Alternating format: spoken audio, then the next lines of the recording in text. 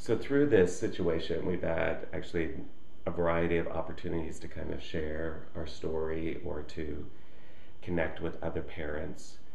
And I think that was probably the challenge early on. As our prayer, of course, was that God would heal Jenna and would take that away from her. And then when that didn't happen, the prayer was that God would heal us and use us, so to not become bitter over the situation, but somehow to become better. So I think for both of us, it actually has enriched our ministries, and it adds to credibility in speaking and ministering to people, that if people perceive that your life is fine and hassle free and no problems, then what do you have to say to them who are struggling? So I think people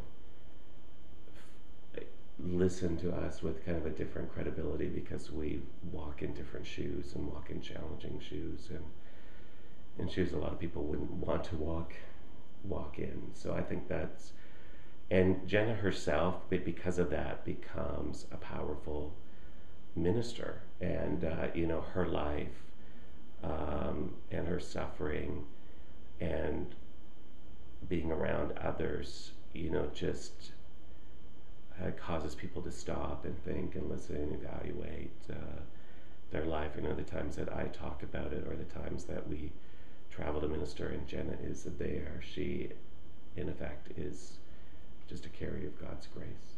Yeah, she is. And I think at school, Jenna is a little magnet. She always has been. And she has this great big smile that just draws people in. And there's just a sweetness about her. I watch it. She draws kids to her. And it gives us opportunities to talk to the kids, to meet up with parents of able-bodied kids as well as kids with special needs. And really, I don't know, it's pretty amazing. It's pretty amazing, the opportunities that Jenna's life brings all of us. So I think if we were talking with special needs parents, because that's one thing it gives us access to as parents and other people, particularly Maura, Chantelle, and meets, is just to remind people that you do need to let others into your life, because it really is it's an isolating thing somehow. Just the challenges and the fear physical aspects of caring for a child can be isolating or tiring and exhausting, and the need to invite others in. I think there's also new challenges in parenting your other children differently, because it doesn't quite follow the rules, and treating your children equally becomes a challenge because they can't do things equally. And so treating them uniquely and fairly may not always be treating them equally. And so helping them understand and helping your other children parent them, and helping them develop routines and disciplines and chores that Jenna can't do. It kind of throws some of the parenting books out the window. So it's a little challenging that way. Because Jenna would love to make her bed every morning and help out with the dishes and all those kinds of things.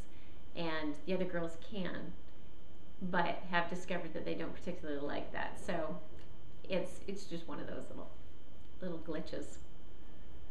And I think it causes you to learn to advocate more. I mean, just to be able to make sure that you do your best as a parent to provide for your kids and their needs and what they have, and that they are given access to things that they can have access to. And it's caused us to kind of step up and advocate in different ways for different things for our children. Yeah, and we've had to really advocate. Like, I didn't think we'd have to, right, as much as we've had to.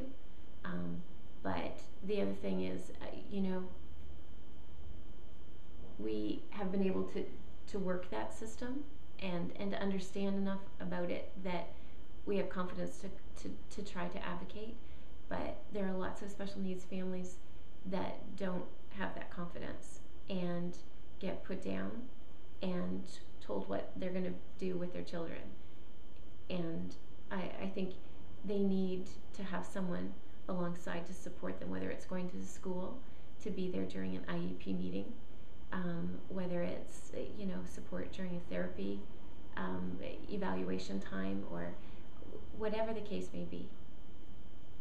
I think we as special needs parents need sometimes just to have somebody there who's willing to stand up with us when we have to get what we need for our kids. And that the best resource often is just other parents who've been down the road in special needs, understanding, and they're kind of the best resource to help you. Huge so you resource. kind of find your own unique community to support each other through it. Mm-hmm. I think it also has just deepened our understanding of the Father heart of God, and how much He loves us who are broken. And I hear people all the time say, I'm not perfect, I'm so broken, how could God love me? And when you see someone who doesn't fit society's norm or the picture of normal, and who is challenged and broken in other ways, and you see the love that you just have for them, it helps you just understand the tremendous love that the Father has for us. Totally. That's it. Thanks.